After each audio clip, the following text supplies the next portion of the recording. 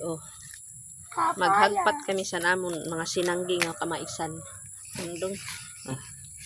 Ini digang inisan among mga kamaisan nakabago nga nakasanggi, naka-harvest.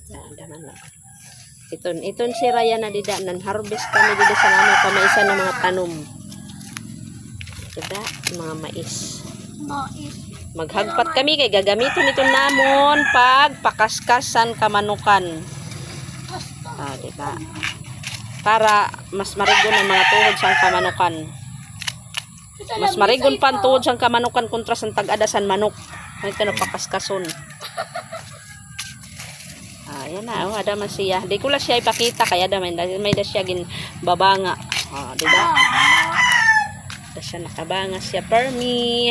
Tapos din naman akon ini hihimuon nga linaso para protection gyapon sa UTI kay presko pa di ba? Presko. Marasa ini siya medyo maturutam isinian rasa san iya linaso. Tapos an iba akon liwat ito nagbubutang sa ref kay para siyempre di ba ito nimo ubuso no sa kalaso. So ini ba ibubutang ka sa ref para may dapakit lasoon. Asyaton. Kabataan, may kabataan. Diba, adik kami yan na dilisan. Kadanangwan. Bago nga harvest sa namong kamaisan. Nakatanom kami sa namong hacienda Loiset.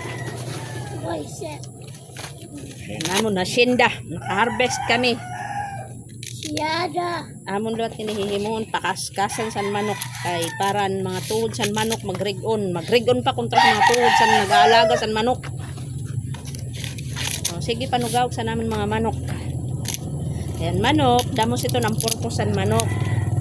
Diri masyari nga nagmanok ka kay puro na napamulang, diri may mga purpose. Kanya-kanya purpose san nag-aalaga san manok. Kaya ang pag-alaga san manok dako ito nabulig sa tao. Pwede mo ito magamit kung waray kabugas, waray katuroon. Kaya di pwede nga puro mais nila mo pag kinaunon.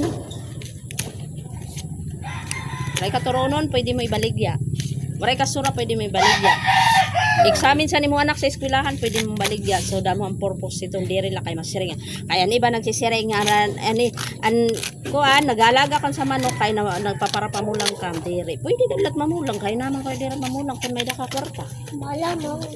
Pero dako gyud sa pinanggan kay pwede man latito nimo magamitan. Waray kabugas pwede mo palit, waray kasura pwede ka magbaligya manok. Anytime pwede kang baligya. Dako ito ang probitso ang pag-alaga sa manok. Diri la kay la na manok. Gusto ng bulig. So iyan na adi kami din siniya na hagpat kami siniya na kay o diba? Sige nang pagguliat sa namon kamanukan kay ungod ko na akong ginyayakan. So guys, medyo laba na kit. Sige. Thank you for watching. God bless you.